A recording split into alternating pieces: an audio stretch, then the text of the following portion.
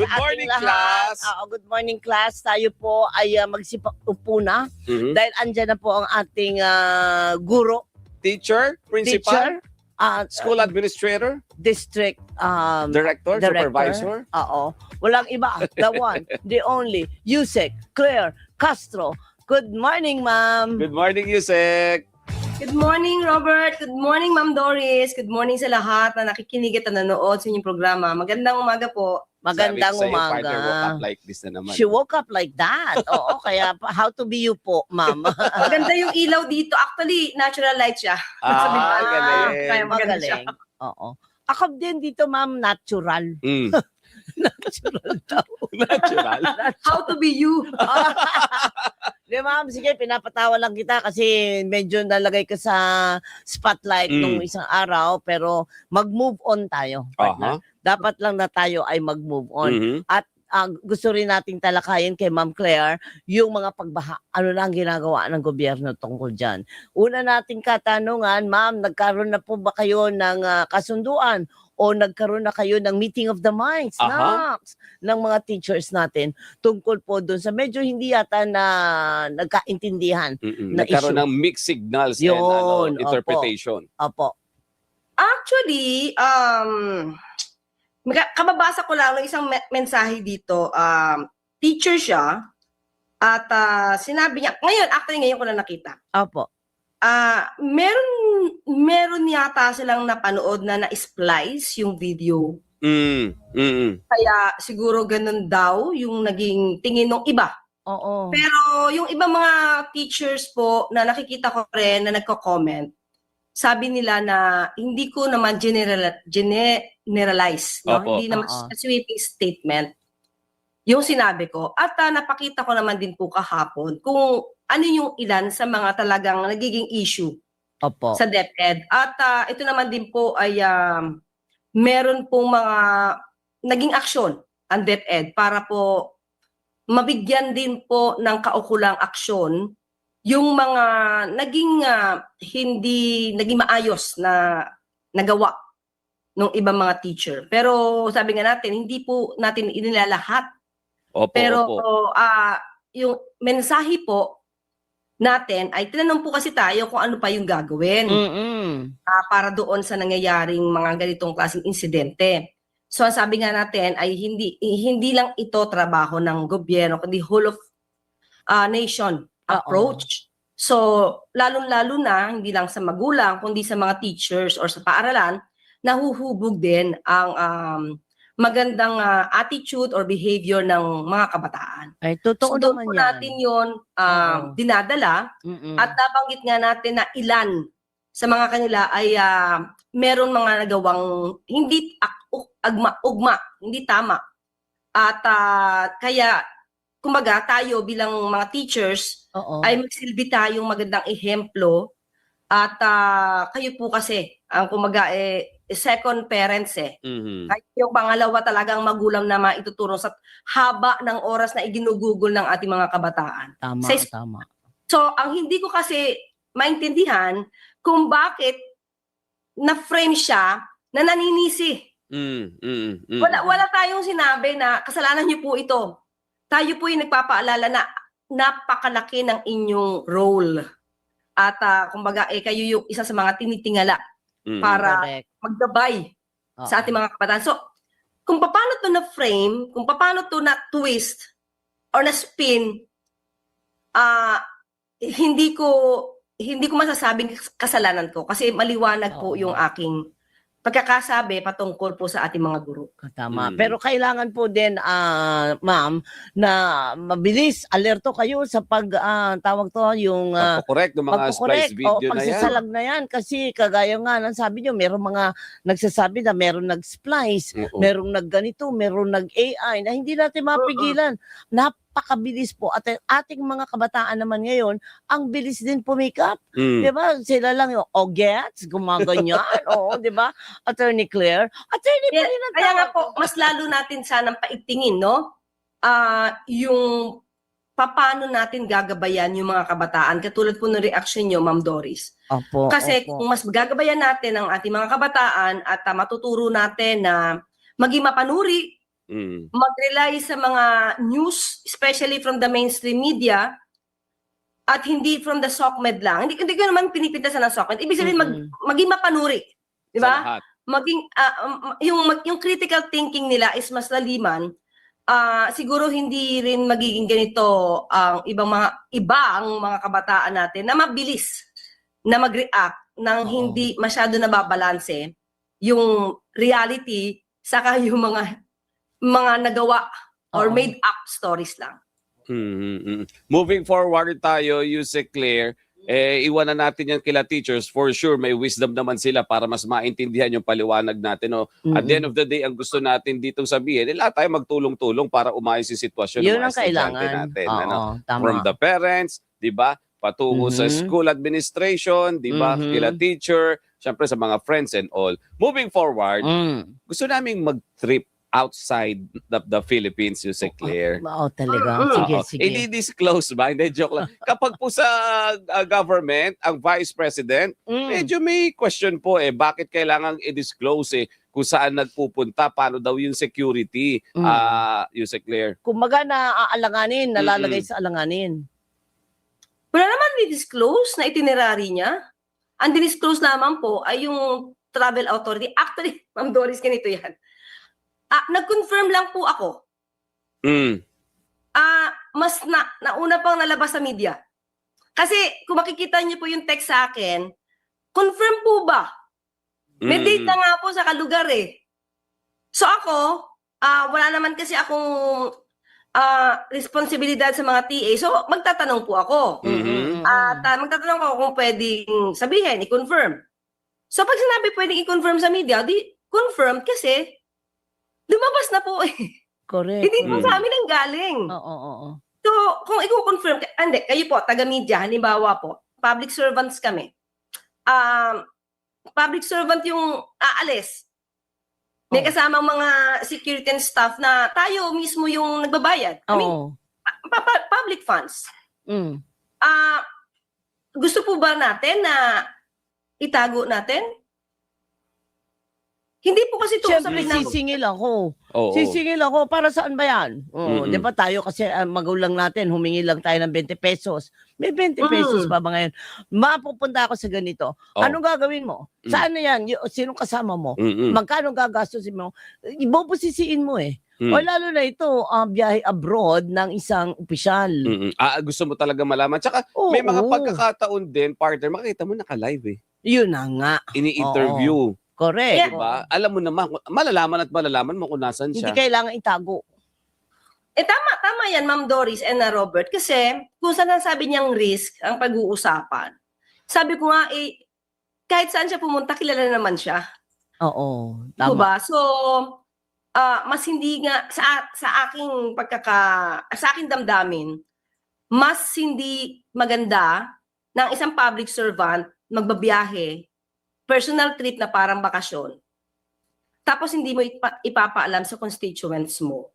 Tapos may bit-bit ka na mga security at staff na gobyerno yung nagbabayad.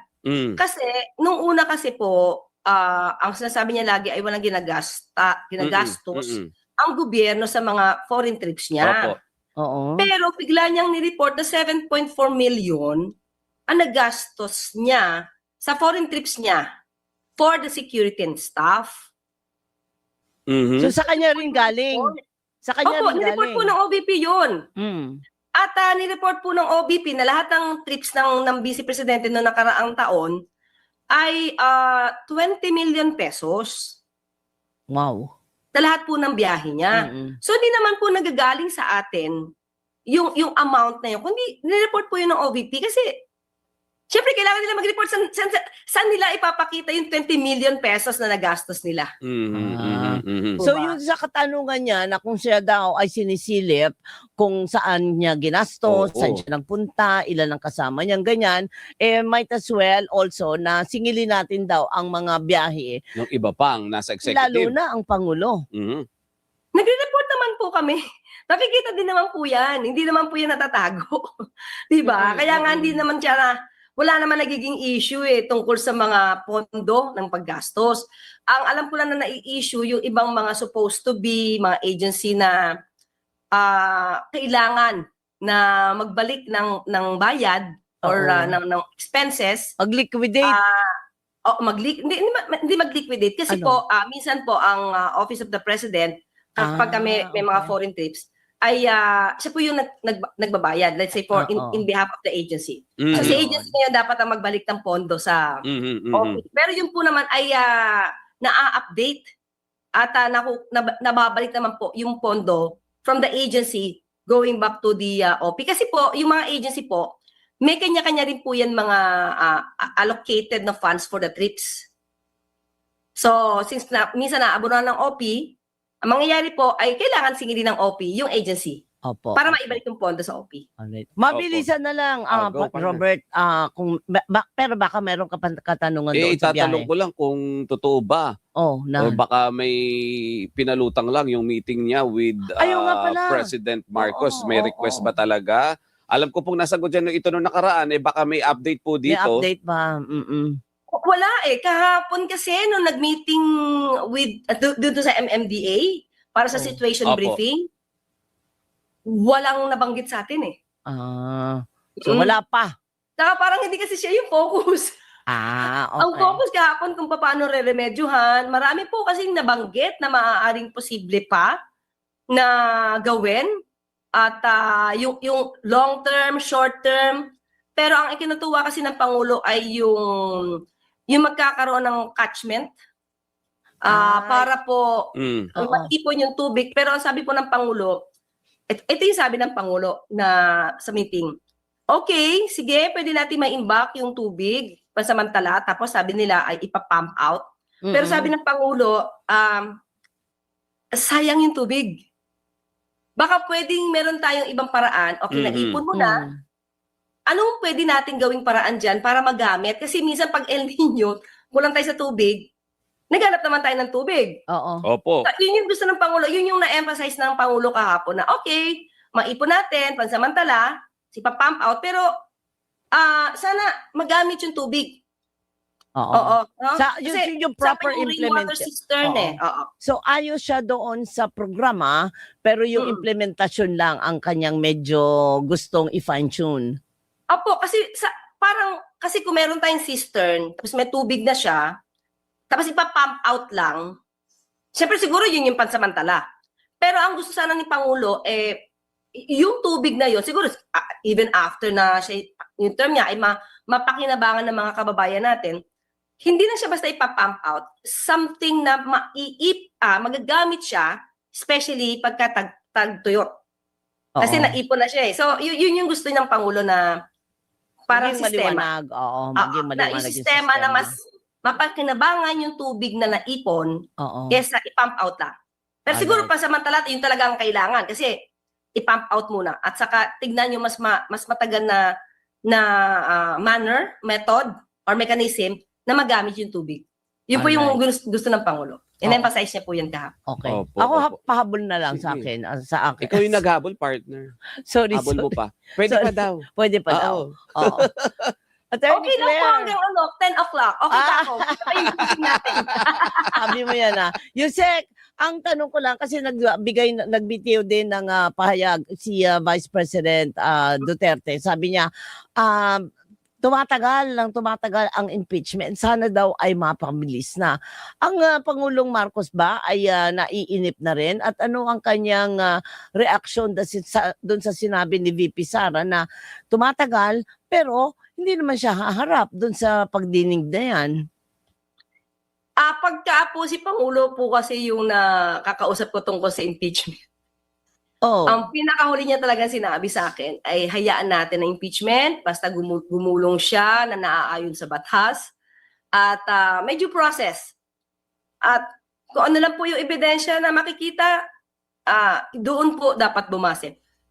Pero kung matagal to, hindi ito matagal, kung ano sinabi ng Vice Presidente, hindi niya po yan na iniintindi. Okay. Kung ano man yung sinasabi ng Vice Presidente, lalo na kung ito'y personal naman sa Vice Presidente, hindi po yan, it doesn't matter to the President. Hindi po siya importante sa Presidente. At hindi rin naman niya kontrolado.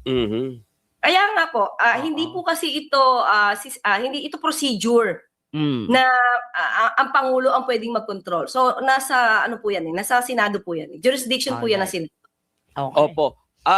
Yusek Claire, isa pa po, yung testigo na iniharap dati sa Blue Ribbon Committee, si Orly Gutesa, Gutesa. nag-retract umatras. At ang tinuturo niya, itong si Senator Marcoleta, ang defensor yung nag-utos sa kanya para magsinungaling sa ganyan. Ano po ang take ng Malacanang pagdating dito sa issue po ng flood control yan? Okay, ang gusto po talaga ng Pangulo ay managot ang dapat na managot. Pero muli, di ba ang sabi ko nga po, ang gusto ng Pangulo, due process, ebidensya, base sa batas. So kung gagawa naman din po ng kwento para mapindaw ng isang tao or maakusahan, kung sino man gusto nilang akusahan, hindi po ito nanaisin ng Pangulo. Kasi ustisya po ang nais natin dito. Ustisya para managot kung sino yung dapat na managot. So, kung gawa-gawa lang din po na kwento para lang makagawa na intriga. Tapos hindi naman po ito tatayo sa korte. Mababaliwala po yung effort.